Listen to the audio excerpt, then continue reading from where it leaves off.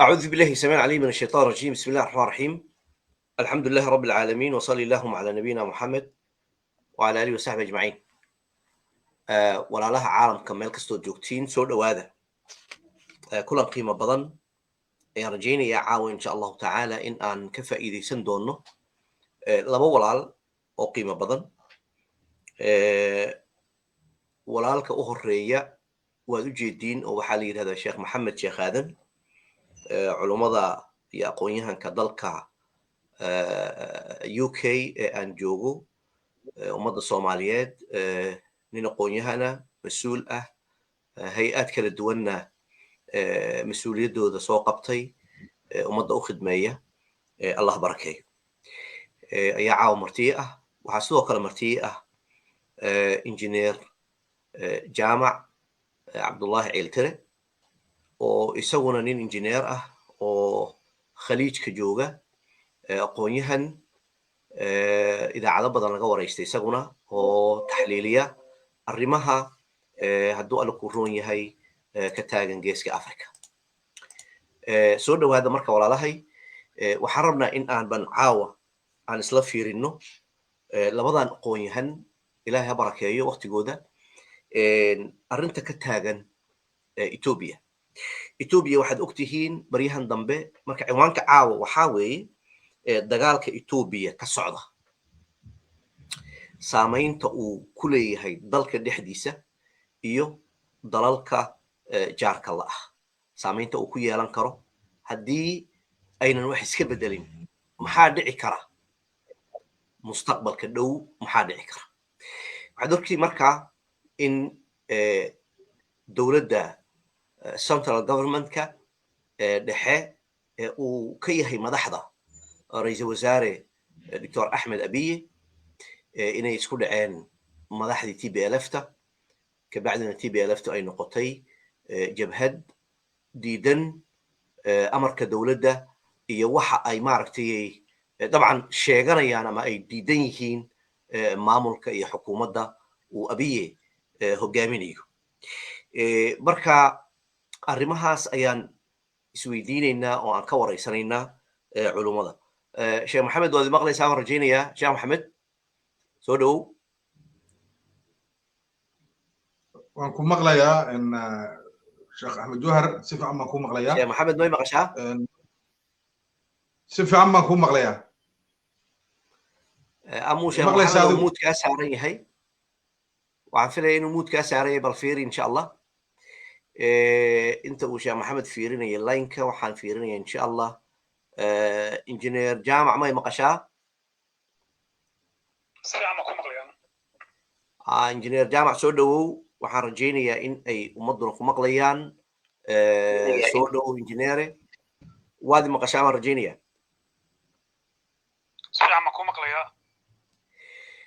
waan gartay. okay.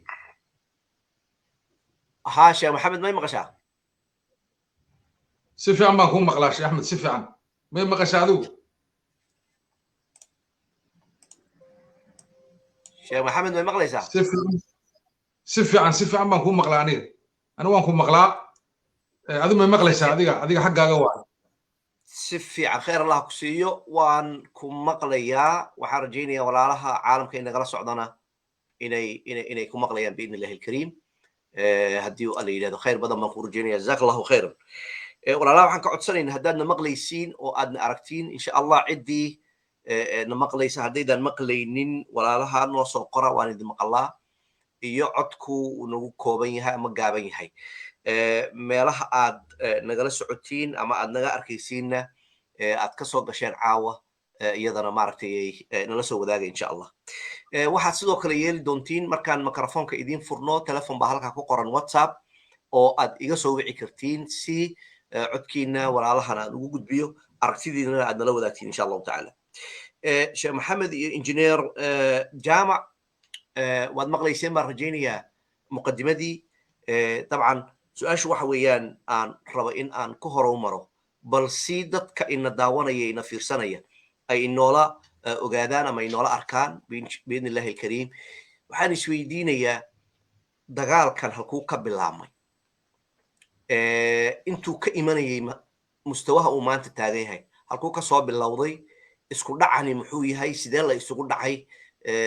yaa isku dhacay ilaa ay maanta noqotay in dagaal loo soo gaadho addis ababa meel u jirta 300 oo kilomitr haddaan ku hormaro marka injineerka injineer soo dhowaadi maqashaa waan rajaynaya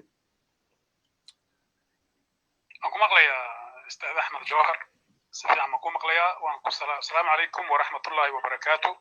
وعليكم السلام ورحمة الله adiga iyo sheekh maxamed ibrahim sheekh maxamed sheekh aadan iyo dhammaan dadkana daawanaya waan salaamayaa salaam kadib mawduuca ka hadlayna noo soo sheegtay anu aragtidayda nacam waxay iigu muuqataa horta dee dagaalkan siduu ku bilaabmay waan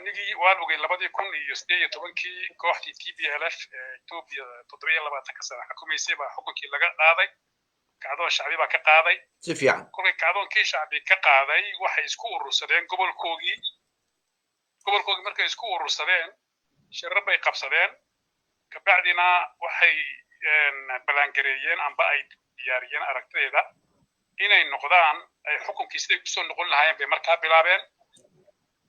doorasho ay iyagu dowladda dhexe ayna shaqo ku lahayn bay qabsadeen doorashadii kabacdina xaaladda way sii adkaatay kabacdina iyadoo weli la isjiidayo oo ay halka xaaladu taagan tahay ayaa waxay weerar ku qaadeen ciidamadii joogay xuduudda Ethiopia iyo Eritrea oo ciidamo aad u hubaysan oo aad qalab fiican haysta ahaa oo laakiin gobolkooga joogay sababtoo ah ayay weerar ku qaadeen ciidamadii halkaa joogay oo say u dhamaayeen waxna way dileen waxna way dhaawaceen waxna way qabteen hubkii oo hub aad u fara badan oo loogu talagalay inay ku difaacaan waddankana way qaateen sideedaba dowladda Ethiopia waxa jira taariikh ahaan ciidamada ugu badan amba dhifaysyada ugu badan laba meelood bay ka samaysan yihiin amba ay ka diyaarsan yihiin waa xuduudda Soomaalida iyo dhinaca Eritrea nacam marka ciidamada ugu badan inta badan halkaa baa la geeyaa marka ciidankii ugu badnaa ee halkaa joogay oo ciidan aad u hubaysan oo tababarkiisuna fiican yahay ayay nimankaasi hubkiisii iyo wixii uu qalab lahaana qaateen dadkiina ay laayeen halkaa dowladdii federaalka ee dhexe waxa qasab ku noqotay inay markaa arrintaa ka jawaabto sidaasuu dagaalku ku bilaabmay hadda halkuu socdana waan u jeednaa kulley wixii intaa dhaafsanaa dib baan uga hadli doonaa saan soo gaabiyo oo sheekhuna warinta uu sii dhex galo waa ka baxay aad baad u mahadsan tahay injineer jazaak allahu khayran sheekh maxamed waad maqashaan rajaynaya injineerka jawaabtiisa haddii aad wax ku darayso insha allah ku soco khayr allah ku sii marka hore sheekh axmed jawhar aad baad u mahadsan tahay barnaamijkan aad nagu casuuntay waxaa kaloo mahadle sheekh martida mahadle sheekh mataqaanaa sheekh jaamac injineer jaamac iyo injineer jaamac nacam injineer jaamac iyo daawadayaasha qiimaha badan ee kanaalkaaga la socda ee daawada haddaan usoo laabto su-aashii kolley injineerka dhameeyey intii macnaha taariikh ahayd ee dagaalka keenay laakiin ani waxaan keliyata ku dari karaa odhan karaa ardadii oo EPRDF la odhan jiray TPLF to ay soo saartay ardadii baa maaragtay islaaftay oo xukunka isku haysa kacdoonkii riday EPRDF riday kacdoonkii waa la cunay waxa hadda marka dagaalku hadda u dhaxeeyo waa ardadii EPRDF ee TPLF to soo saartay oo ku jiro abi iyo tiimka la socda oo tiimkii ku soo tababartay ee soo saartay mataqaana EPRDF marka meesha waxa la isku haya mar labada qolaa isku haysa oo dagaalamaysa oo macnaha nimankii dawladdii laga qaaday oo ah Tigreegi iyo ardadeedii iyagu ay soo saartay oo qowmiyaadka kale oo ahaa EPRDF oo ahaa gaar ahaan qowmiyadda Oromada iyo Amxaarada ayaa meeshii isku haysta oo mataqaana dagaalku u dhaxeeya ummadaha kale Ethiopia iyo dadkii kacdoonka sameeyay oo u badnaa qowmiyadda maartay Oromia waa waxba maartay door kuma laha iyagu marka dagaalku marka waa dagaal saa ku salaysan asalkiisana waa xukunka iyo baawarka Ethiopia cidii macnaha haysan lahayd ee xukum lahayd taariikhiyana laba qolon ba Ethiopia xukunta inay axmar yihiin iyo inay mataqaana ay Tigreega oo soddon sano u dambeeyay wadanka xukumay kacdoonka ka hor marka hadda waa run inuu Oromo yahay oo qowmiyad ahaan Oromo uu ka soo jeedo laakiin isaga macnaha hoggaankiisa iyo taladiisa iyo baawarka uu raadinayo waa baawar ku salaysan awoodii axmaaradu ay ku taabaysay inuu soo celiyo marka taasaa u dhaxaysa mataqaana aan isleeyahay dagaalka aad baad mahadsantihiin khayr allah idin siiye waxaan isleeyahay sidaa tilmaanteen dagaalku waqtigaasuu soo bilaabmay dabcan qowmiyaad baa meeshaan jira qaarna waaweyn qaarna yaryar yihiin marka waxaan isleeyahay walaalaha qaarkood baa isoo wacayo oo weli kamaanaan gun gaadhin marka hanaga yar war sugaan insha allah waan idiin furi doonaa lineka بارك الله فيكم waxaan isleeyahay sheekh maxamed iyo injineer jaamac waxaa soo xukumayay dalka qowmiyad Tigray la yiraahdo oo marka loo fiiriyo boqol iyo ka badan malaayiin kala duwan maxaan ku idhahdaayey Soomaali leh Axmaara leh Oromo leh يعني قوميات كلا duwan leh inay xukumayeen qowmiyad daayar kooban isla maantana ay rabaan inay xukunkii ku soo noqdaan ay hantiyaan shalay markii looga qaaday kacdoon shacbi looga qaaday shalay su'aashu waxa weeyaan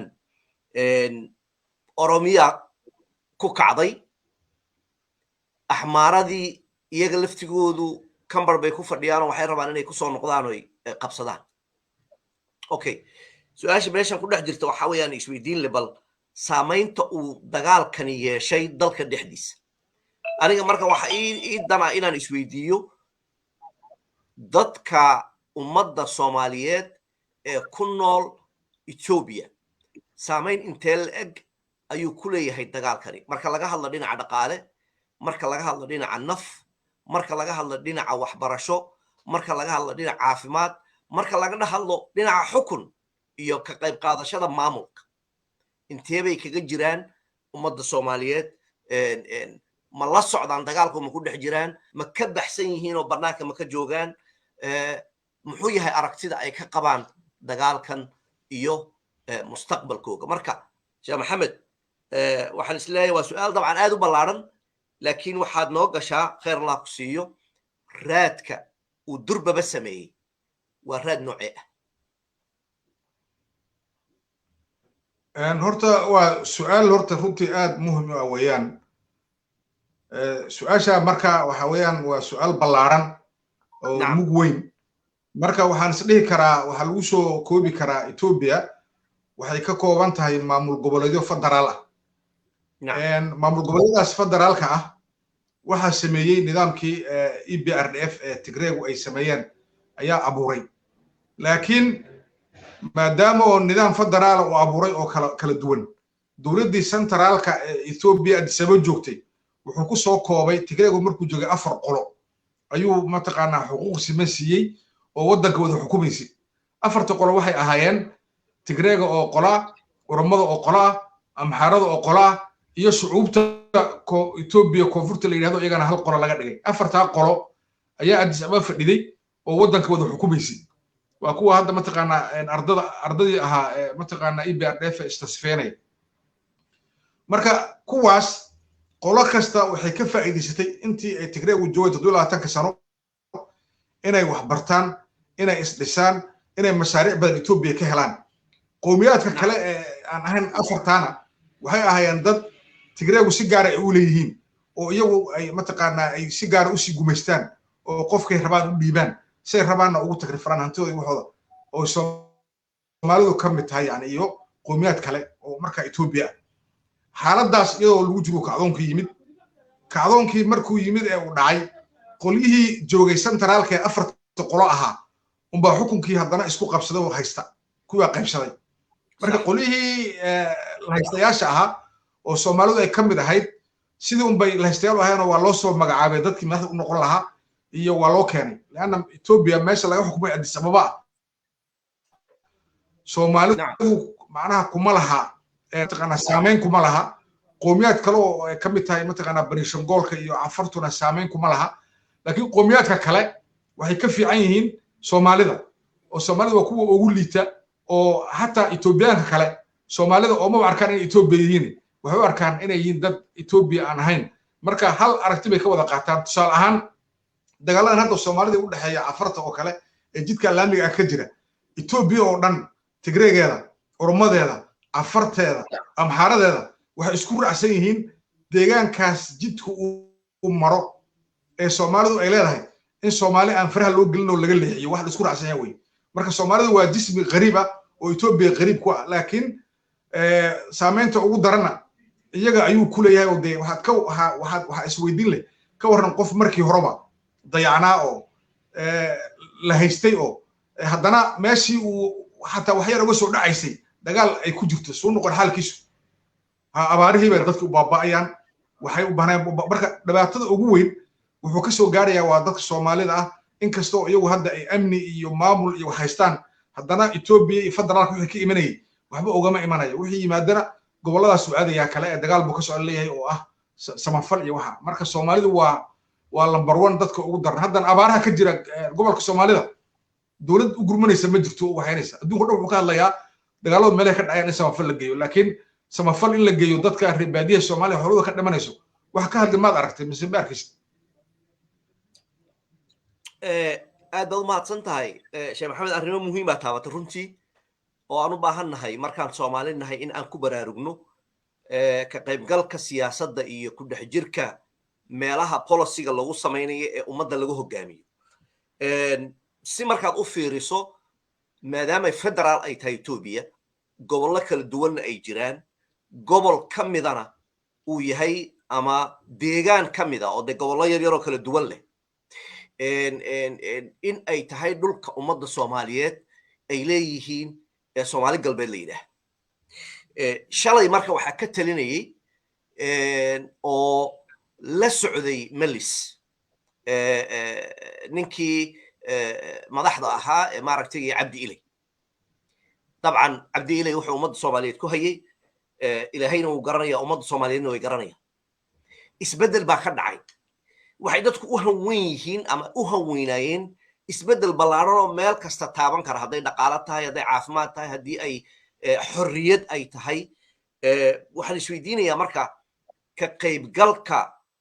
gobolka Soomaaliyeed ama deegaanka Soomaaliyeed ay federaal ka qayb galeen waxaan filayaa inaan wasiir ku leenahay waliba wasiirkaasi uu yahay wasiirka dhaqaalaha haddaan qaldanayn waa la isixi karaa insha Allah okay waxaan rabaa injineerka inaan weydiiyo raadka طبعا ay ku leedahay qaybta iyo sida uu isagu u arkayo inuu inala wadaago arrimo ka taabtay maaragtay Sheekh Maxamed injineer jaamac waad maqashaa rajaynaya marka maxay kula muuqataa dir khayr Allah ku bismillaahir rahmaanir rahiim okay waad mahadsantahay Axmed Sheekh Axmed horta waxa weeyaan waa inaan laba arrimood horta kala ogaano Ethiopia dadka isku haysta inay leeyihiin waa dadka la yiraahdo Amxaarka iyo Tigreega amba Abyssinia dadka baa aaminsan inay Ethiopia iyo ku leeyihiin oo iyaga oo lagala tashado inkastay dhexdooda col yihiin oo iyagu ay waxba isku ogoleen laakiin haddana labadaba waxay aaminsan yihiin inay Ethiopia ku leeyihiin kolka tiro loo eegana 30% ama 20% ay ka yihiin marka la isku daro labadu laakiin waxay aaminsan yihiin inay Ethiopia leeyihiin waa ko ay horta waa labo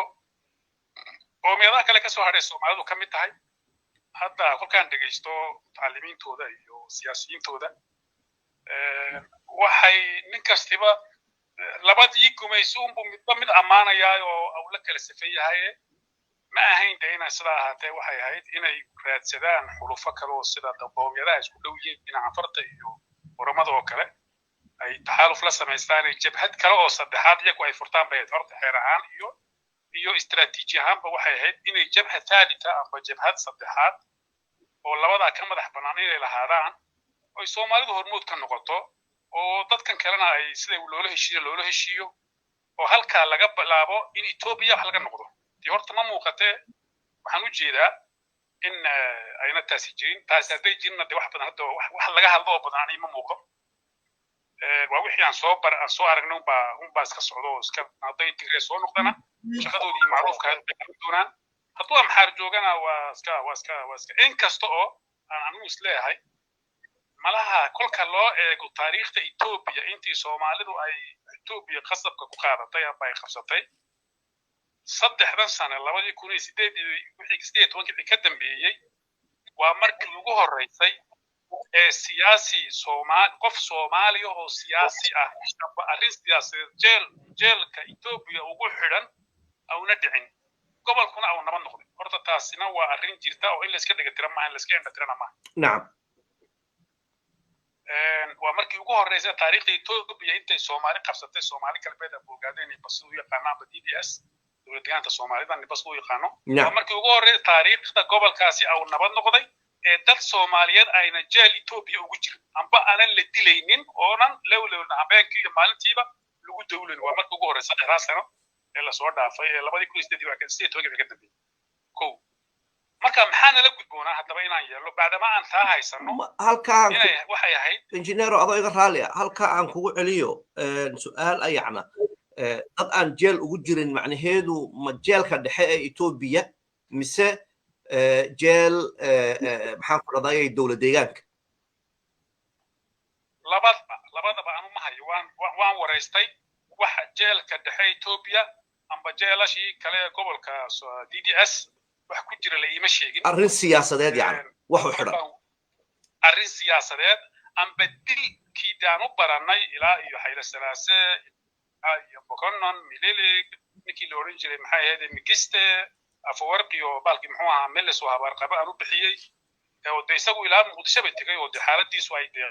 hadi baahay oo isaga de laga hadli karay wixii soo tigreed xaaladiisu iyo waxay ahayd baato iyadu gooriye baahay oo si dheer galba gaalka ka maxay iyo ka dib badan gaalka ugu dib badan marka waxa ii muuqda oo marmar ka naxa oo xitaa shir mar dhaw intay ugu yeeray aan uga baaqday oo Mareykan ka dhacay aan uga haray markaan arkay dad TPLF la shiray oo shir la galay yaan nahay oo waxay ugu noqotay argagixiso inay dhici kartaan ma malaynba waan nahay yaana waxay ugu noqotay arrin lama filaana okay sadaradeed waxaan isleeyahay yaana shaqadii aanu inagu markaan imika waqtigan aan joogna aanu qaban lahayn way maqan tahay maxay u maqan tahay inagu waxay ahayd wixii aan cid urursanayn inaan urursano oon samaysano weji saddexaad oo ka madax bannaan Tigray iyo Amxaar oo wixiisa ku doonta si sharciya awoodii way jirtaa dadkiina uu jira takreen labaad hadii ugu daray Soomaalidu sida aan ugu aaminsanahay amba ku qoran taariikha amba ni muuqataba waa dadka quraatay Afrika amba geeska Afrika degan bad iyo berri istiraatiijiya oo dhaqaale badan inuu ku hoosira la sheegayo haysta weeyaan oo waliba aad u ballaaran marka sidaa daraadeed waxa ii muuqata mutacallimiinteennii inagu hadnahay inaanan doorkii aanu qaban lahayn 3 sano aanu qaban oon ku mashquulnay jigjiga sidii aan ninka ka xukuminaa u sii joogi lahaa ka maqana jigjiga loogu soo magacaabi lahaa oo ku soo magacaabi lahaa Addis Ababa imika kuwa macaaradkuna waxay ula safan yihiin EPRDF way u amaanayaan media ugu amaanayaan si kan meesha jooga intoo laga qaado iyaga meesha loo dhiibo way amaaradoodii macruufka ah iyo dilkiisa ay u qabtaan waana arrin taariikhna soo jirtay haddana hadday la samax Allah haduu Tigray soo noqdo umalayn ma inuu soo noqonayo waa arrin dhici doonta Amxaar hadduu awood badan helana imika hadda waa mashquul oo labaduba shaqay ku jiraan dhexdooda iyaga isku mashquulsan yani marka waxaan isleeyahay arrintaasi waa laga gaabiyey waana in dib loogu noqdo oo laga fikiro in la sameeyo wax xulaf qoomiyadaha kale ah oo ka madax bannaan labadaa group waxaan isleeyahay injineer wakheer allah ku siiyo meel horta muhiima taabatay oo ah qowmiyadaha kale dee waata qowmiyad kastaba markay xukunka laga dejiyo samaysanaysa jabhad ama xisbi ama mucaarad noqonaysa ee fay ama dhinac u baxaysa maxay u yeelan waayeen soomaalidu iyaguna jabhad oo dhinac kale okay su-aasha igu soo dhacaysa aniga waxa weeyaan qofka soomaaliga ahee ka soo jeeda kililka shanaad ama dowlad deegaanka soomaaliyeed ka soo jeeda qabiilkuu doona ha noqdo qabiilada degan cidduu doona ha ka noqdo qofka soomaaliga ama aaminsan yahay etoobiya inuu leeyahay isagu mise wuxuu aaminsan yahay inuunan etoobiya lahayne etoobiya si gardarraba uu ku joogo oo qasab oo xoog lagu haystaba eeg inuu qofkani ku murmo uu ku doodo uu yidhaahdo dagaal baa waxaan u galayaa inaan dowladda etoobiya inaan hogaamiyo federaalkeeda sow kama horreysa marka hore inuu isagu dhulka yidhaahdo dhulkan anaa wax kale ummadda soomaaliyeedse ee gobolka degan ma aaminsan yihiin in ay qaban karaan ay hogaamin karaan dowladda federaalka sida maantaba maaragtay intay u kaceen oromadii uu axmed abiy uu hogaaminayo shalay tigreegu maaragtay meles uu hogaaminayay sidaasoo kale axmaarada kuwii ka horreeyey ay u hogaaminayeen ma dhici kartaa maalin inay soo marto taariikhda soomaalidu ay hogaamiyaan etoobiya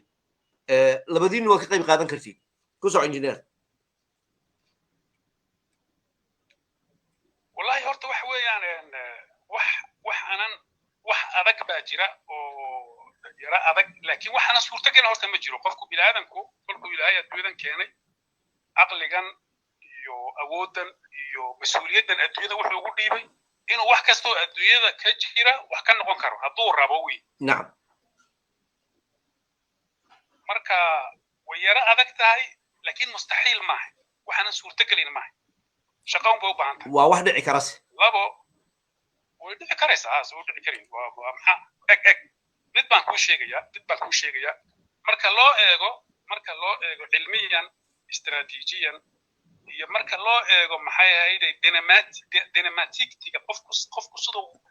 dynamic u yahay ugu shaqaynayo tikre qowmiyadaha etoobiya oo dhan soomaalida ugu horreysa marka loo eego caqliyan dhinac kasta marka laga eego laakiin waxa ka maqan xitaa kalsooni la'aani ma jirto qofka soomaaliga waa qof dhiiran laakiin maxaa ka maqan hoggaan leaders yana alqiyaada dadkii waxaan qaban lahaa horkici lahaa yaa horta meesha ka maqan oo ninkii siyaasiga ahaa amba mutacallimka ahaa innaga naga mid ahaa inagu ka mid nahay ayaa aaminsan oo aaminen xitaa kuwa soomaaliya jooga gobollada waxay aamineen waana arrin yani xogaa markaan ka hadlaya aad baan ugu adkeeyaa waxaad u malaysaa inay yihiin dadka iminka qiyaadada noo hayaanba dibadda ha joogaan amba gudaha joogaan amba mutacallimiin ha noqdeen inay yihiin kolkaan taariikhda dib ugu yar noqdo dad aw amxaarku soo rabeeyey iyo qaar tigreegu soo rabeeyeen oo labadii uun arkaya uuna wax kaleba u muuqan iminka u fiirsan markay hadlayaan siyaasiyiinteenna iyo laysa dakaatiirteenna jooga dibadda iyo gudaha markay hadlayaan natiin waa la yaabay nin qudhaatay oo aaminsan ma jiro inuu isagu soomaali intuu inagu wax noqono annagu geeska afrikaanu iska daa maxay ahayd etoobiya geeska afrikaanu hogaamin karnaa meesha aan ku naallo dhulka aan haysanno soomaalidu sida ay tahay u fircoon tahay maahay wax caadiya soomaalidu laakiin dadkii waxaan fahmi lahaa ee wax soo bartay ee ummadda halkaa ku horjici lahaa ayaa qaarna maqallo aadeen qaarna waxay aadeen maxay ahayd bahardaar masiibadu waa taas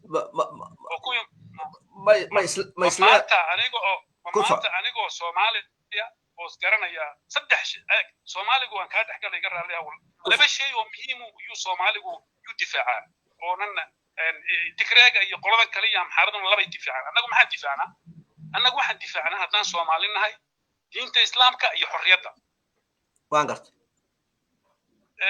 ninka Soomaaliga weyn waxa aamino waxaas waa waxan taariikh u leena ilaa Axmed Guri ilaa waxaan nagu difaacana haddaan Soomaali nahay islaamka iyo xorriyadda reerku ma ku jira qofku inuu xor noqdo qolada naga soo horjeeda ee buuraha joogta khadaraadka Ethiopia buuraha Highlandka joogta ee la yiraahdo Abyssinia maxay difaacaan iyagu masiixiyadda iyo dictatoriyadda واقرت marka qofka Soomaaligu markuu isku garto inuu labada isagu difaacayo labada shay xorriya iyo islaam inuu difaacayo markuu garto ayuu hor joogsan karaa ninka difaacaya masiixiyadda iyo dictatoriyadda iyo gumaysiga عقلية taabaan naga maqrin anu ra'yigaan anigu aaminsanahay taabaan naga ka baxay خير الله كسيو شيخ محمد بان ونقونيا isagana in uu arintaas ka jawaabo خير الله siiyo malaha waxaad isleedahay waxaa maqan wiilwaal iyo sheekh maxamed cabdulla xasan oo kale oo raba in ay u jilib dhigaan maxaan ku dhahdaayay gumaysi ma dhici kartaa in la isleeyahay talow ummadda Soomaaliyeed ee dalka Itoobiya ku nool goorma u soo bixi doona Mandela oo kale oo ka xoreeya wax yar ee hoose oo wax weyn u raadiya ilaa ay taariikhdu iyo maaragtay qaab nololeedka geesku ay wax iska bedelaan sheekh maxamed ku soco khayr la kusi ma hasantahay sheekh Ahmed runtii horta markii la fiiriyo Ethiopia iyo Soomaalida deegaan dawlad yani Soomaalida deegaanka oo Soomaalida degta Ethiopiaanku ay haystaan saddexdii sano hadda u dambeysay markii la fiiriyo waa run fursado waxaa jira aan soo marin taariikhda Soomaalida oo saddexdii sano la helay waa markii koobaad oo dawlad dhaxo Ethiopia oo aan xabisyada iyo dadka aan xirinin ay timaado marka isbedelku wuxuu ka yimid Addis Ababa oo mataqaana dadkii xabisyada ka furtay midda koobaad midda labaad isbedelku wuxuu ka yimid Addis Ababa waxay la heshiisay jabhadihii hubaysanaa ee dagaalamayay ee duurka ku jiray ee dadka lagu leen jiray iyaga daraadood ee dadka lagu ciqaabi jiray magacooda waxaa la heshiisay Addis Ababa labada cunsur oo ka yimid Addis Ababa ka yimid ayaa Soomaalida gobolkeeda yimid faa'iidadeedina waa la arkay oo xorriyadiina waxay keentay sidoo macnaha xabiskii dadkana la xidhin oo la waxaynin jabhadihii nabadda qaatana waxay keentay dilkii iyo xabadihii iyo dagaalkii iyo magaalooyinka dadkii la weerarayay inay yaraadaan laakiin su'aasha isweydiinta leh Soomaalida ma waxa ka maqnaa kaliyeeta inay amni helaan mise waxa ka maqnaa xuquuq ka weyn amnigaas oo ah inay mushkiladu ay tahay guumaysi ka jiray Addis Ababa oo xuquuq badan Addis Ababa kaga maqan tahay oo ah in laba bid laga helo Addis Ababa inay Addis Ababa Soomaalidu ka noqdaan xubin firfircoon oo Addis Ababa fadhida oo xuquuqda ay helaan qowmiyad kala hela ama in ay danahooda u tashadaan labadaas macnaha ya meesha u taalay Soomaalida oo ay ahayd in mataqaana ay target u noqoto waxaan moodaan nasiib darro Soomaalidii inay ka bixi weyday inay kala garan waayaan ba mushkilada jirta hadda waxaad arkaysaa dad badan oo siyaasiyiin oo Soomaali ah oo ka dhigaya mushkilada dadka Soomaaliya inay magac tahay magac ogaadeen iyo dawlad deegaan Soomaali iyo Soomaali galbeed iyo mushkiladii magac baa laga dhigayaa mushkiladu ma magac baa mise waa guumaysi waddanka haysta midda labaad mataqaana isla iyadana waa muhiim inaan faahno Ethiopia sheekh maxamed meesha kama gooy khayr Allah ku siiyo waa su'aashii yacna qaabkii aan u dhigay guumaysigani Ethiopia dhexdeeda miyaa guumaysi ah mise waa guumaysi shisheeyo oo dad Soomaali ah haysta anigu marka aan aaminsanahay in la igu haysto dalka aan leeyahay ma madax bannaani baa marka aan rabaa inaan guumaysi ka baxo Ethiopia la yiraahdo oo aan isku taago la su'aalo badan baa meesha ka ratimaya moogtahay oo ka soo dhex baxaya anoo Soomaali oo calan Soomaaliya aan taagto oo markaan ku xorow shantii la sheegayay Soomaali ee de gumaysigu gaalku uu kala qaybiyay mise waxaa jirta inuu qofka deegaankaasi degan yahay uu arko in uu systemka qayb ka yahay gacantiisana uu ku qaban karo systemka sida Oromadu ay ugu qaban karto Tigreegu ugu qaban karo Axmaarku ugu qaban karo iyo ciddii kale ka duwanba ku soco horta run ahaantii horta ummadda Soomaaliyeed ee deegaanka degta Ethiopia xoog bay ku haysatay iyo mataqaanaa qasab iyo qori caradi laga bilaabo mataqaanaa waqtigay qabsadeen ilaa hadda isbeddelkii hadda dhacay 3 sano ka hor ayay dadka Soomaalidu nafis heleen nafiskaana wuxuu ka yimid adisaba isbeddel ka dhacay oo ah xagga xurriyadda iyo iyadoo mataqaanaa jabhadkii dagaalamaya dadkii dagaalamaya la heshiisay oo mataqaanaa nabadda hirgelisay halkaasuu nafis ka yimid laakiin waxaad moodaa Soomaali haddaan nahay laba arrin oo noo taala inaan mid qaadano inaan iska dhakarin ilaa hadda midda koowaad oo ah inaan Ethiopia ka mid noqono oo Ethiopia aan maartay wax la qaybsano oo xuquuqdii Soomaalidu ay lahayd Ethiopia ku maqnayd la keeno mid ba ahayd oo taa laga shaqeeyo midda labaad waxay ahayd in la tashado oo la yiraahdo war Ethiopia Soomaaliyeed dan noomahay gumaysi weyn u haysataay maxaan sameynaa maanta fursad baan haysanaa ciidan baan haysanaa waddankeena inaga hayna nabad baan haysanaa maxaan sameynaa oo la tashado labadaas ahayd laakiin waxaan moodaa nasiib darrada meesha jirta Ethiopia laga mid ma noqonin oo markaad fiiriso mashaariicda xataa dawladda federaalka Ethiopia ay ka fulisay kelimada macnaha Ethiopian ku dhan waxaad arkaysaa kilika afarta oo ka yarka Soomaalida 46 mashruuc bay dawladda federaalka ka fulisay Soomaalida markaad fiiriso waxaad arkaysaa 12 baa ku qoran inay ka fulisay 12 Soomaalida waa deegaanka saddexaad ugu ballaaran ama labaad ugu ballaaran Ethiopia marka Soomaalidu Ethiopiana ma aha oo gumaysi bay ku jiraan oo waxba kama soo galo iyagiina isma haystaan oo ma arkaan inay gumaysi ku jiraan marka dhibaata ay jirta xaqiiqatan arrinta la xiriirna in siyaasiyiinta Soomaalida qaarkood Tigreega ay la hadlaan Tigreega iyo Ahmaarada iyo waxba mataqaan Ethiopia isla leeyihiin marka haddii Ethiopia lala fariisto Tigreeg ama lala fariisto Ahmaaro oo loola fariisto Ethiopia aan wada dhisano cusub oo confederation aan dhisano hadda shirka Mareykanka ka dhacayo kale anigu waan akhriyay waxa ka muuqata inuu yahay shirkaas mid laga hadlayo in nidaam confederation oo Ethiopia lagu dhisayo cusub oo gobolada iyo maamulada ay awood yeelanayaan dawlad dhexe oo la wadaagay la dhisayo in laga wada hadlayo oo Tigreega iyo dadka kale isugu ka wada hadlayaan qaabkaas oo kale xataa Soomaalidu inay ka hadasho ka qayb gasho wax fiican weey oo Ethiopia cusub si loo dhisi lahaa in ra'yi lagu yeesho oo talo lagu yeesho oo miiska la tago waa arrin aan dhiiri gelinayo haddii taa la helayo haddii aan la helaynin Ethiopia in laga mid noqdo oo lagu yeesho midaas in la tashado oo Soomaalidu ay tashadaan oo iyagu isna buuxiyaan oo ay arkaan mushkiladu inay tahay mushkilo gumaysi hadda markaad fiiriso Ethiopia waxa ka jira dawladda Ethiopia waxay bixisaa wax la yiraahdo guryo dhistaa oo dadka danyarta loo dhisaa Soomaalida waxa laga yaqaan condominium baa la yiraahdaa hadda dir dhaw kala tagto arkaysa guryaha dawladda dadka ay siiso dawladda Ethiopia waxay samaysaa raashin oo ay kabto oo raqiisa oo qabalayaasha la geeyaa jira oo ay mataqaana dawladdu lacag ku kabto Soomaalida waxa ma yaqaanaan mashaariic iyo warshadaha jira ee dad shaqo loo abuuro dawladda Ethiopia mataqaana gobolkeena waxa kama qabato marka Ethiopia Soomaalidu waxay ka yaqaanaan ciidan iyo askar loogu talagalay inay layso oo mataqaana oo dagaal ah oo saldhigga ugu weyn ee Harra oo hadka Ethiopia laga ilaalinayo Soomaaliya inuu mataqaana uu caburiyo cabsada mooyeen Ethiopia wax wanaaga Soomaalidu meena ka arag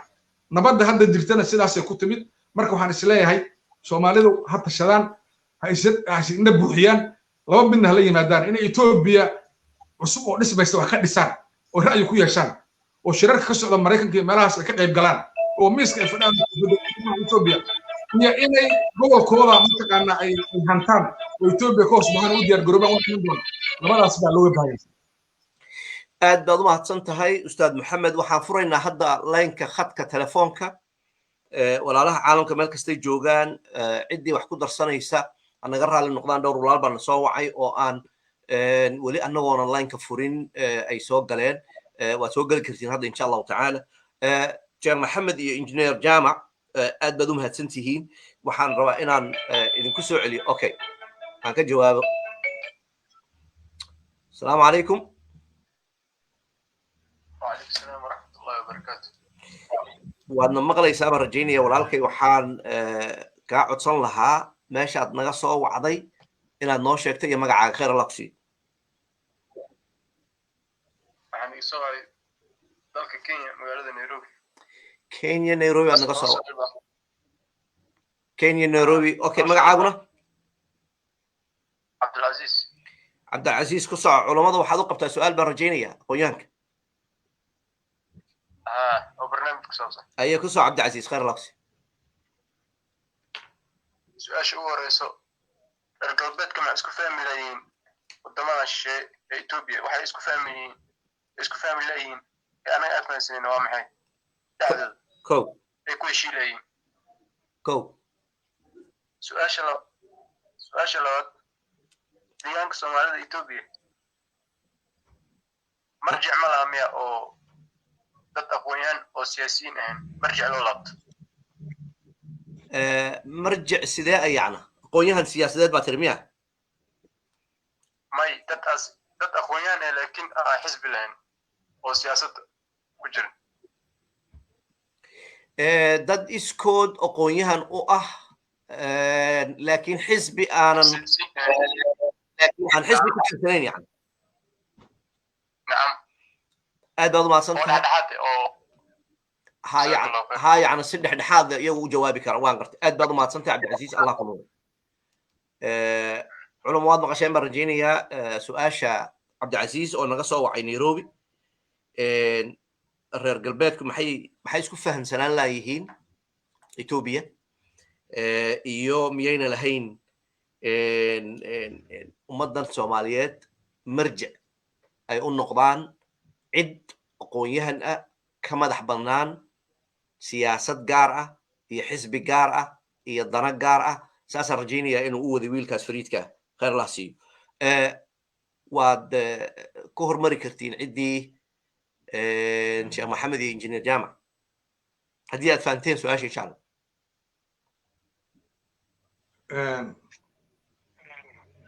dabcan mawduuca dhinaca uu ka quseeya runtii horta su-aashaas waa su-aal muhima ay sheekh maxamed ka horre su-aasha ninka cabdicasiis uu keenay waa su-aal muhima Ethiopia iyo reer galbeedku waxay isku fahmi laayihiin waxaan u malaynayaa inay tahay arrin la xidhiidha macnaha siyaasad oo China oo waxaa laga yaabaa reer galbeedku inay siyaasado kale China oo awood ku hay waddanka Ethiopia oo reer galbeedku inay rabin yaa laga yaabaa inay mataqaanaa nidaamkii EPRDF u rideen kana ay u la dagaalamayaan marka arrintaa waa mataqaanaa waxaa laga yaabaa inay siyaasado kale iyo taxliil kala gasho oo waxay isla fahmi laayihiin dowladda Ethiopia iyo reer galbeedku waa waxyaalo la xiriira oo mataqaanaa siyaasadaha ama danaha reer galbeedka oo dowladda Ethiopia u dhagan nuglaan weyday taasoo keentay in TPLF oo duurka la geliyo laga adkaaday inay dib u soo noolaato oo loo taageero oo hadda caasimadiiba ay mataqaanaa ay khalkhal gelinayaan marka taas waa midda kale su-aasha kalena runtii waa alaysa minkum rajulun rashiid baa la yidhi soomaalida oo dhan baa waxay qabtaa cudur ah in aysan lahayn dad ahlulxalli walcaqdi ah oo isxilqaamay oo loo istaagayo oo intay mubaadaro qaataan iyagu mataqaanaa mubaadaradaas siyaasiyiintana u kala qaadi kara waxgaradkan u kala qaadi kara aqoonyahankan u kala qaadi karo oo wax abaabuli kara soomaalida way nagu yartahay waxyaalaha naga maqan bay ka mid tahay in la helo dad fanaaniina oo xor ah oo fankooda u adeegsada wacyigelinta dad oo culmo ah oo iyaguna inta isxilqaamaan dadkuna u istaagayo arrin macnaha guud oo dan u istaaga dad mataqaanaa aqoonyahan oo saas oo kale ah waa arrimaha naga maqan ee ummadda soomaalidu ay baahi u qabto meel kasta oo joogto ayay ka mid tahay dadka dowladdeegaanka soomaaliduna soomaalidu bay ka mid yihiin cudurrada soomaalidu ay qabto meel la qabaan nacam injineer ku soco horta waa sidaa uu sheegay weeyaan sheekh maxamed aadan sidaa uu sheegay weeyaan laakiin waxaan isleeyahay u soo dhowo codka injineer hadda may maqashay haa si fiican waxaan isleeyahay uun soomaalidu horta dee ilaa ay iyadu noqonayso darif ambo koox madax bannaan oo iyadu keligeed tashanaysa oo Ethiopia hadday ka mid noqonaysa iyo hadday ka go'aysaba iyadu le quwadeeda iyo caqligeega iyo aqoonteeda ku socota ilaa la helayo in amba tigree lala tashado oo loo tego amba amxaar lala tashado ambo layska sidaa un layska ahaado ambo dhaqaalaha dowladda Ethiopia wax laga heli waayo waxa weeyaan horta Ethiopia waxa wax ka heli kara nin wax ka ah amba ay ka metal baan ku soo qaadaya berigii dawladda Soomaaliya jirtay dawladda Soomaaliya awood lahayd ayaa waxa dhici jirtay mararka qaarkood haday qabaalka Soomaalida isku Ethiopia gudaha ku jira haday isdilaan tirdoonka Soomaalida intuu yimaado heshiisiin jireen nacam marka dawladda Ethiopia iyada arkaysa inay ka qasan jirto sababtoo ah awood bay arkaysa halka joogto oo Soomaaliya oo muuqata marka maxaan uga socdaa Soomaaligu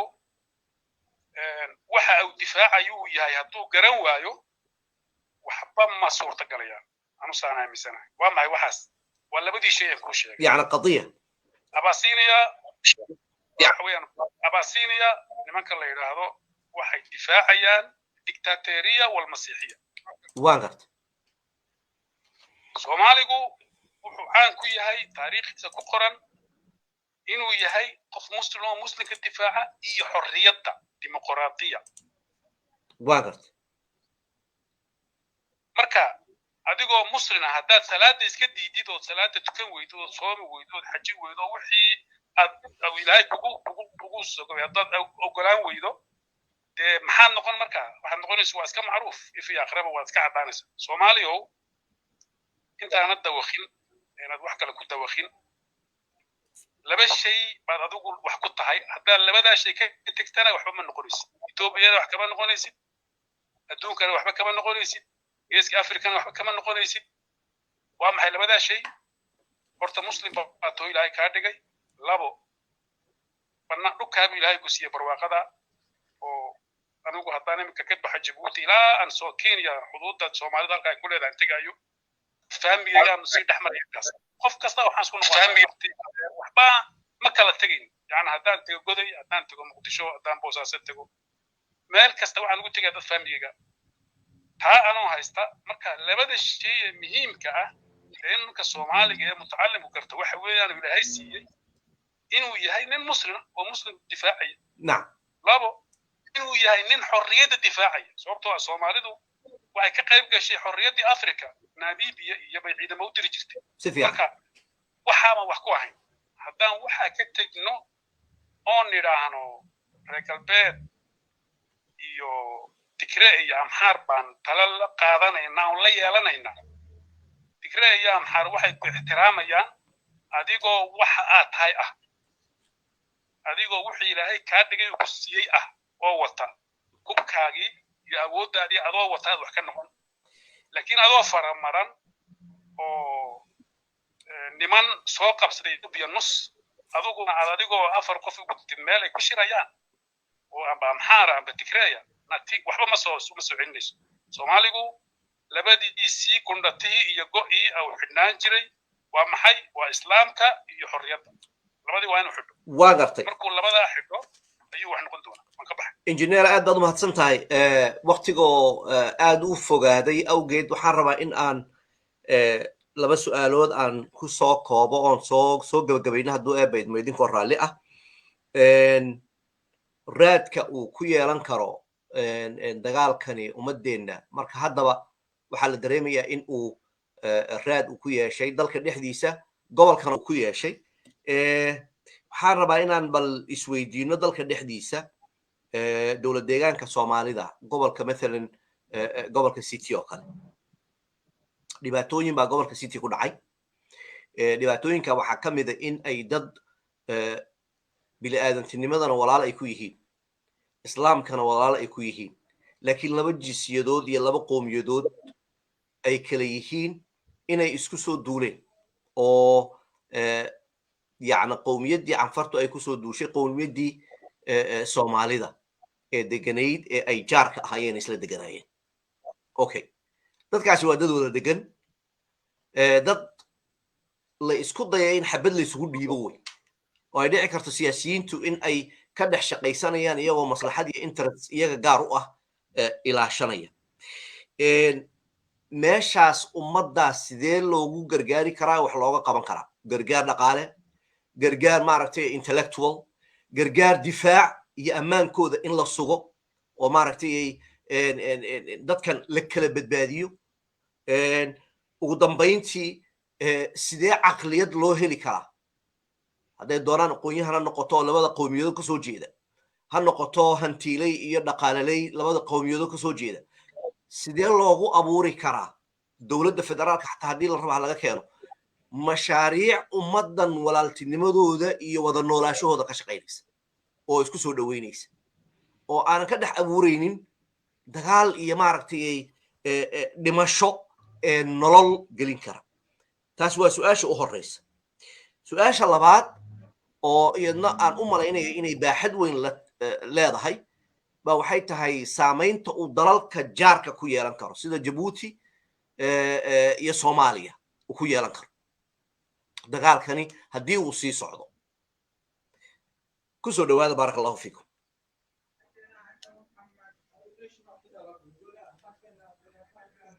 sheekh maxamed ku soco سؤال في عنوي ولا الشيخ أحمد سؤال شاش مرك أنت ورت سؤال شاش أرجلين وحجالها إن الرميه عن صوت المامي هراء وهاي إن نبض كجرت الدجان كسومالي ذا إن أديس أوقات كتمت يو إن مثلا جبهته هشيش كلاقاتي كي مادين إن عن رأيو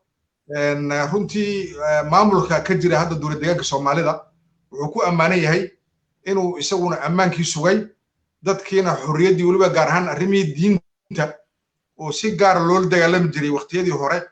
ay xorriyad fiican siiyeen oo garab istaageen macnaha masaajidii iyo madaaristii iyo culumadii oo mataqaanaa dadkii ay mataqaanaa waxay dareemaan ugu horreysay ay noqotay diintoodii iyo xorriyaddooda midaas waa mid haddaan usoo laabto su-aashaadii waqtigii mallis iyo waxaad ka wadaa ili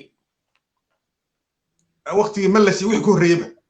waan gartay taariikhda Itoobiya oo dhan macnaha waxa la mataqaanaa diinta ama islaamka waa lala dagaalamayay dadka diintooda diin lala dagaalamay ahayd taariikhaha ka jirana markaad fiiriso dowladihii Itoobiya ka jira oo dhan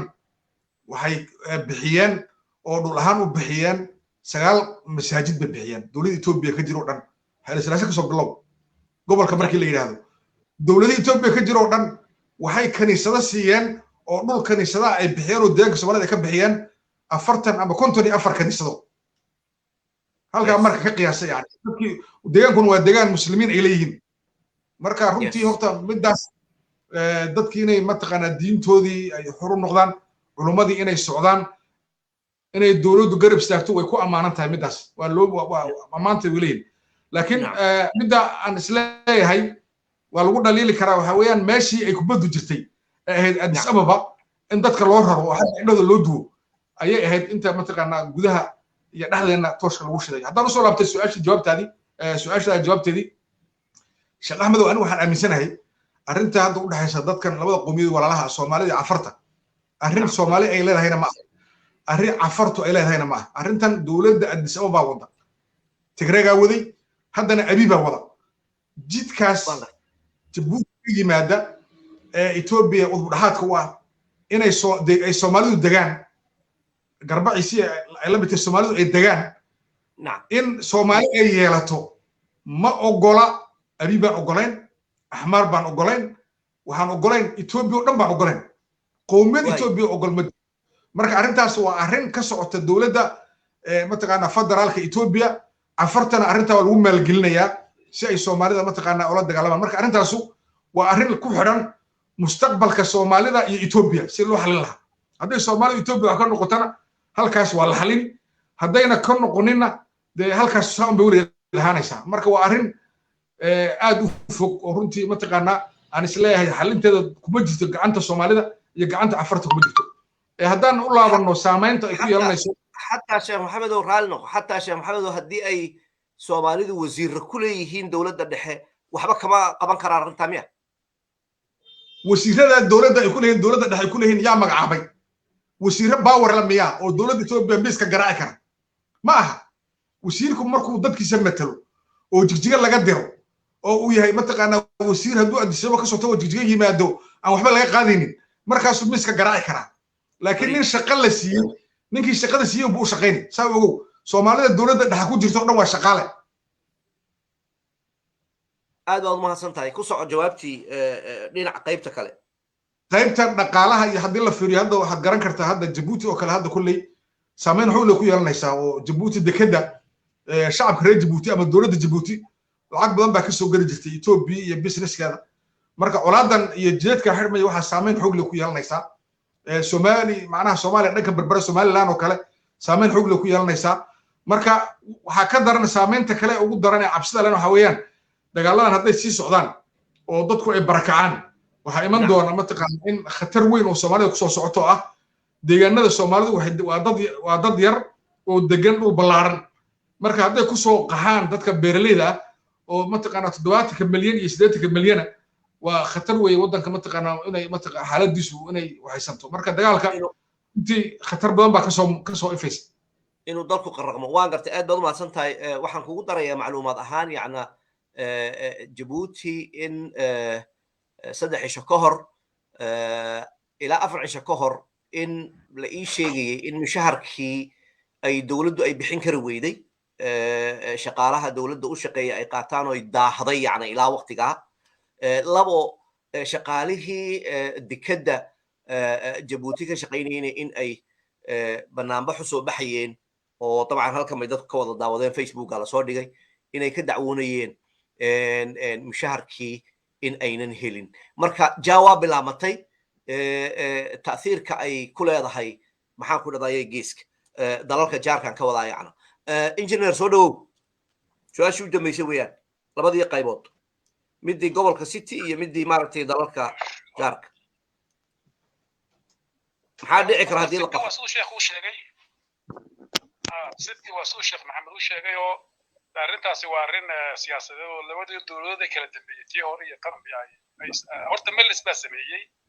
dee kuwana waxba kama bedelin arrintii unbay kusii socdeen oo dee waa tii dhibashadii iyo dheefoonimadii ay dhacday marka dee haddii dee inaku iyo canfarta dadkan canfarta walaalaheena Djiboutina wada dhiganahay wada leenahay xagga kolka loo eego caqliya iyo diiniyan aan isku dhownahay oo xitaa biicada dhulka aan ku noolahay isku mid ka nahay waxaan isleeyahay waxay ahayd inaan inaku xulafo noqono oo wax wada lahaanay ahayd laakiin taasi ma dhicin nasiib darro shaqadii gumaysiga ee dadka la gumaysta lagu sameeyay lagu sameeyey tiina dee adiga arkay waxay keentay iyo dhibta iyo ilaa hadda xaaladdu waad arkaysaa dad baa la jooga dhulkii laga soo qaxiyey oo mashaakil baa jira nacam marka waxaan rajaynayaa arrintaasi dee waxay dhammaan uu siduu sheekhu u sheegay markaan horta waxa weeyaan mid baan inigu darayo dawlad hadda bilaadanku wuxuu sameeyay waxa ugu fiican dawladna haddaan cumqiga gudaha ku jirin deep state haddaanad ka mid ahayn wasaas waxba kama noqonaysid kolkaas Soomaalidu weligood Ethiopia wax kama noqonayaan goorma wax ka noqonayaan goorta iyagoo Soomaaliya ma ahan isagoo iska dhigaya amxaaran Tigray iska dhigaya inuu Ethiopia galo sidayna kuwa noogu jira amba kuwii hore ugu jiri jiray ma ahan adigoo Soomaaliya oo wixii Ilaahay ku siiyay sharaf ahaa wata inaad dawladda Ethiopia wax ka noqotid oo diibka gudaha hoose ee aad gashid dawladda Ethiopia markaan baa Ethiopia wax ka noqon oo haddii qowmiyadaha kale la xisaabtami dawladda dhaxal la xisaabtami laakiin wadciga ninkan ku jirno kii isku daya inuu galo dawladdana wuxuu noqonayaa amba wuxuu noqonayaa waa inuu noqdo maahin inuu noqdo Ethiopian waa inuu noqdo Abyssinia amba waa inuu Tigray noqdo amba waa inuu Amxaar noqdo waa garta marka masiibadu waxa weeyaan haddii Ilaahay wixii aad ku siiyay diidi xageed wuxuu doonan waa garta hada masiibo as horta waa mid ama waxay noqotay gobolka waxa inagu inta badan xuseeyo horta hadii la samax Allah hadii Ethiopia burbur ka dhaco ma rajaynayo waana markastana waan u duceeyaa inuu burbur ka dhicin sababtoo ah waa geed weyn oo dusheena joogo oo hadduu soo dhaco dee uu nagu dhacay oo yaana waa masiibo ama waa buur naga sarreyso oo tsunami noqo tsunami marka ama markasta waxaan jeclahay inuu insha Allah Ilaahay yauna burbur keenin laakiin hadday dhacdo wadannada ay saameynayso Soomaaliya Djibouti ka mid ah Djibouti oo kale 3 siyood baa u saameynaysa waa mid horta hadda way saameysay oo anaga arkayna dhaqaalihii iyo wixii iyo shaqadii miinadii boorkii wixii baa mushkil ka jirta waa mid labaad oo haddii ay burburtana Addis Ababa iyo Dirdhab oonan baabiin Djibouti waa ka baqayna dhibaato ku dhacay sababtoo ah biyaha iyo anugu shaqadaydu waa labada qaybood biyaha iyo korontada mar aan Djibouti tagay oo la sheekaystay dadka ka shaqeeya xogaa la sheekaystay waxay igu yiraahdeen biyaha iyo korontada 80% Ethiopia ka yimaatay waxaan arkay harkab power line oo ka yimid Ethiopia dhul la qodayana waxa lagu biyaha laga soo qaaday biyaha waa la keenay marka boqolkiiba 80 ma qaano istiraatiijiyada cidda dhigtay ay leeyahay sida uu fikirayo qofkii istiraatiijiyada sameeyay waa arrin yara cajiiba mar aan la sheekaystay dadkaasi waxay ku yiraahdeen ilaa 1 kilomitir meel ku jirta waxa ay ka sareysa ayaa laga soo qaaday gudaha line-kaasi transmission line baa la raacdaa ku soo maraa waa korontada biyaha waxa lagu yiri meel 250 ilaa 300 ku dhow oo dirdhabaan ka fogay baa laga soo qaaday marka haddii la samaxa la Ethiopia khalkhal ku balaado Djibouti yana waa meelaha aad uga baqayo inay yana haray uu dhibaato weyn ku dhacdo la samaxa la laakiin insha Allah barajeenay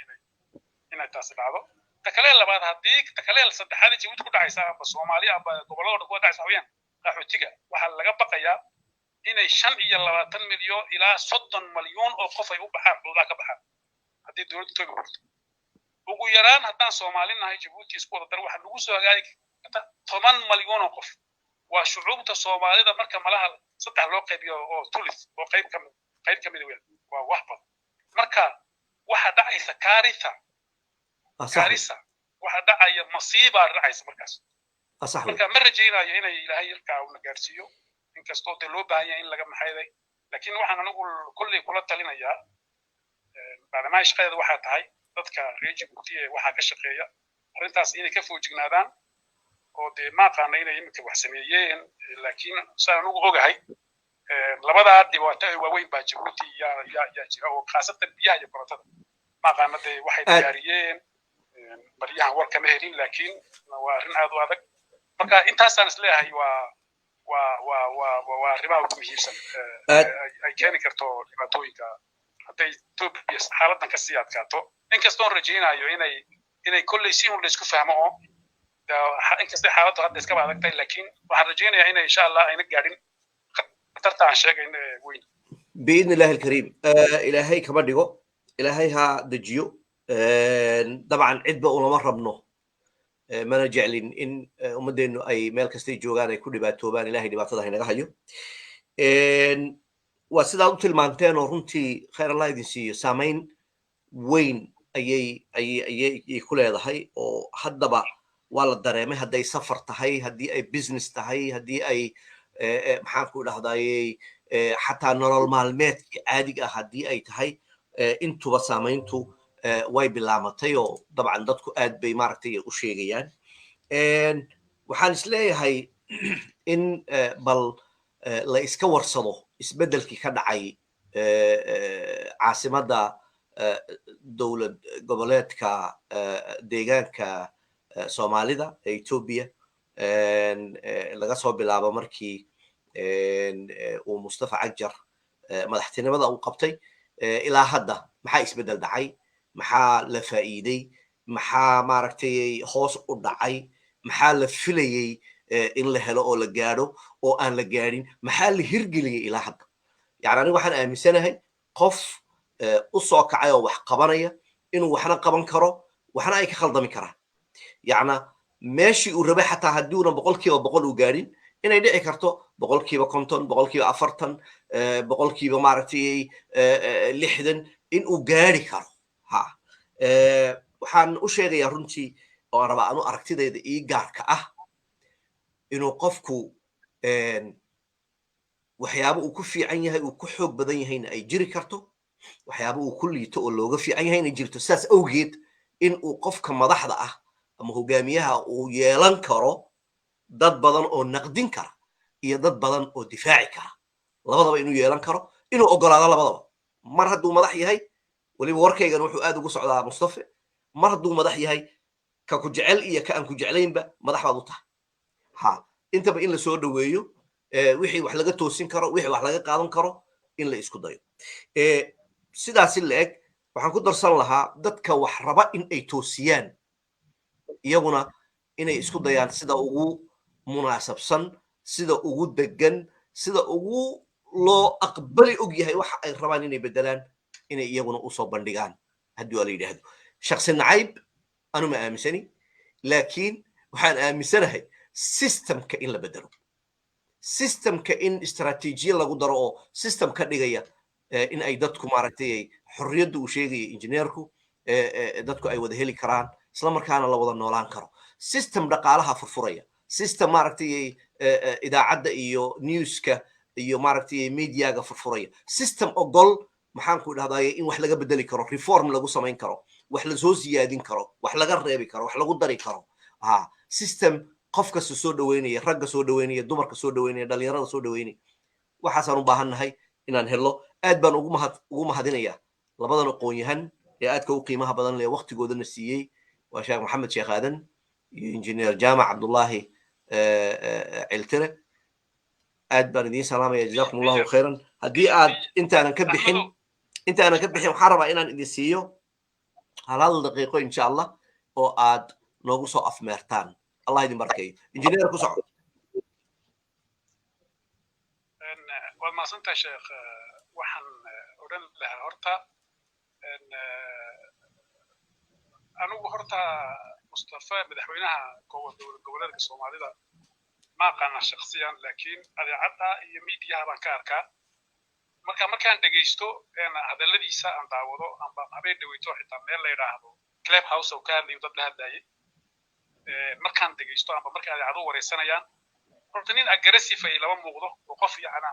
cunfi ay laba muuqdo laakiin waxa laga yaabaa inuu leeyahay xoogaa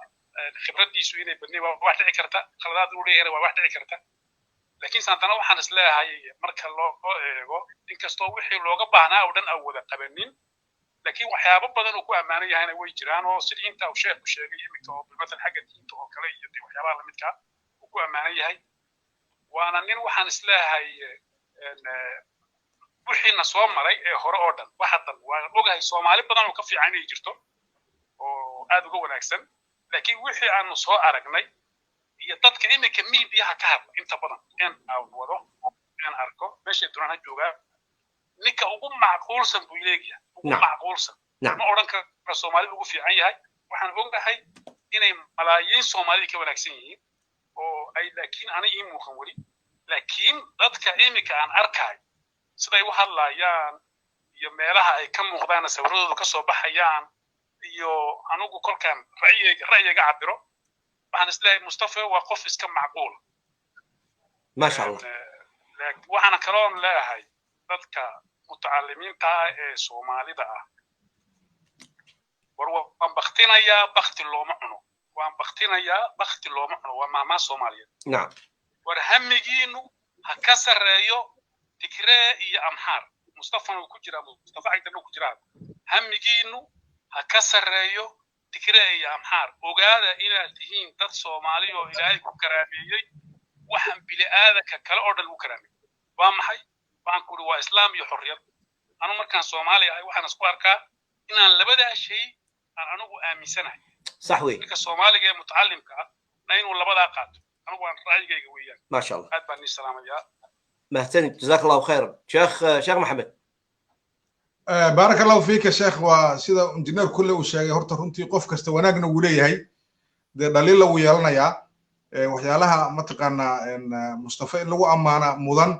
waxa kamida xurriyadaas waxa kamida garab istaaga diinta waxa kamida mataqaana in maaragtay waxyaalo badan oo mataqaana dadka qaarkii ay la xiriirsan oo ah culeysyo badan oo jiray oo xagga amniga iyo xuduudaha iyo dhibaato Soomaaliya معناها كقبسن جري باردة إن لقى فضيديو لكن دليلها وليه وحا كمدا وهذا مدحوين مصطفى هذا هو مدحوين مركو هو هاكسمه وهالربين وعركتي كوري وأدي سبجرته dadka inuu u raro marka waxaad moodaa inuu kursigii ku soo noqday oo istusay kursiga ayaa khatar ku ah oo aan lafa khatar ku ah oo aan lafa khatar ku yihiin oo aan lafa ataago waxa tiraha waa qabiilba mushkiladuna ma taqaanaa mushkilo hoose oo de qabiil wadanka mushkilo magac ma mushkilo gumaysba wadanka haysatay xuquuq ka maqan marka waxay ahayd fursadaha hadda uu haysto madaxweyne mustafa oo ah jabhadihii inay dawladda la heshiiyeen dawladda dhexe oo heshiis u jiro iyo mataqaanaa inay dawlad deegaanka Soomaalidu inay ciidamo gaar ah leedahay oo mataqaanaa Soomaalida gaar u ah iyo in mataqaanaa ay jiraan fursadooyin badan oo Soomaalida ka maqan oo kaga maqan dawladda dhexe Ethiopia oo loo baahan in la helo oo mashaariic waxaas inuu dadka u raro xagaas oo adisaba u raro oo aragti kore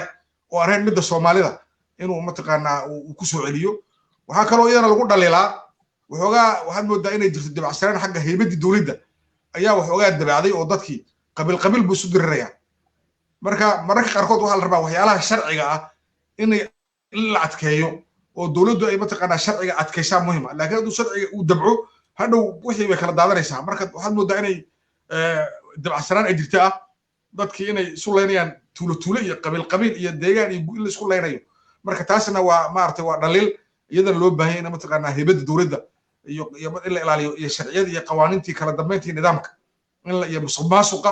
waxaad moodaa isaga laftiisa aad in looga hadlayo inuu baahay waxaa kaloo jirta dadkii abaaraha haysta xoolihii baa ka dhammaanaya gurmad ma aragno oo mataqaanaa dadkii loo gurminayo dowladdii ay xataa baaq soo saarayso ay ugu yeerayso hay-adaha dowliga ah iyo dowladda Ethiopia hay-addaas u qaabilsan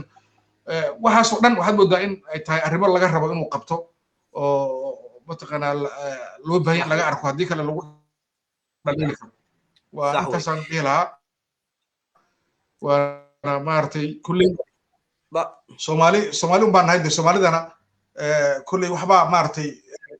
naga maqan oo aragti fog iyo mataqaanaa meel fog dadka in loo raro melihin waan isku soo noqonaynaa innagaa isku laalaa saa isugu meeraysanayna wax nagu soo socdo ma arag waxaan rabaa inaan kusoo gebgebeeyo sheekadii hadda ka hor Ahmed Jawhar barnaamijaan kala wadaagay soomaalidii hore waxay garan jireen qofka walaalkii ah sida ula dagaalamo ula culoobo cadowga fogna isaga ilaaliyo wiilwaal waa sheekadii hadda ka hor aan mataqaanaa wiilwaal iyo mataqaanaa qolo kaloo daris ahaayeen oo qol ay ahaayeen wiilwaal inay qolo soo wareen aan Soomaali ahayn inuu marka u gurmaday markuu u gurmado ka difaacay baa la weydiiyey wuxuu yiri nimankan waa walaalaan nahay waan dagaalamaynaa olkana waa sokeeye laakiin nimanka kale isaga ku soo dulay iyaga anay u soo socdaan ana isdifaacay marka waxa la rabaa qofka Soomaaliya inuu garto interest sare oo ummadda oo meel kor ummadda u raro oo cadowga fog ee raba labadaba inay Soomaaliya isku mashquulaan oo la cuno inuusan u dhagan nuglaanin oo ah Ethiopia Addis Ababa shar Soomaaliya baa ka soo baxay wanaag ka iman maayo hadday xataa ku quslayaan lugay ku goynayaan marka waxa la rabaa in dadka amaan dadka loo tuso خير الله كسيو مصطفى iyo inta xukunka noo haysa ummadda Soomaaliyeed hogaaminaysa horta waxaan leenahay ilaahay jidka toosan ha ku sugo oo meesha ay galeen ummadda ugu jiraan Allah sugo hadal waxaa jiray hadda ka hor Dictoreso Maryan Qaasim halkan baan ka salaamayaa Allah khayr siiyo طبعا walaalaha na fiirsanaya waxaan leeyahay Dictoresada hal la doorto oo xildhibaan baarlamaan ha noqoto insha Allah ta'ala wala soo sharxay wayna soo dhigtay maxaan ku yiraahday inay u taagan tahay xildhibaannimada marka lagu taageero hadal waxay tiri cajiib ah waxay tiri qofku markuu banaanka joogo wax badan baa u muuqda waa sida gameka banoonida dadka footballka yaqaana ciyaaraha yaqaana qofku markuu banaanka ka joogo meesha goolka laga dhaliyo si fiican bay ugu fududahay inuu arko qofka ku dhex jirana meelaha adiga kugu muuqda waxaa laga yaabaa inuuna arkaynin waxaan isleeyahay runtii Dictoresada markaa waxay tiri qofku banaanka wuu isu soo sharaxayaa wuu isu soo diyaarinayaa markuu meesha yimaado meel systemahoo wax ma aragtay dee isdul yaala ayuu imanaya waxaa dhici karta markaa inay dee liqdo meeshaasi marka waxaa leenahay inay idin liqini bal sidaad uga survive garoobi kartaan uga survive garooba wixii tala la idin soo jeediyana qaata idinkana ilaahay ha idin garab galo aad baad u mahadsantihiin aqoon-yahan culumo بارك الله فيكم ولا لها نفيرسدين داودينا aad baan ugu mahadinaynaa insha Allah ta'ala way noo kulankeena dambe oo aan rajaynayo in mararka qaarkood aan hoos u sii yara dhaadhacno insha Allah annagoona isjiraaxaynaynin laakiin wax isku sheegayna بارك الله فيكم aad baan idin salaamayaa walaalkiin Ahmed Jawhar salaamu Allahi alaykum wa rahmatuhu wa barakatuh وعليكم السلام ورحمة الله وعليكم السلام ورحمة الله وبركاته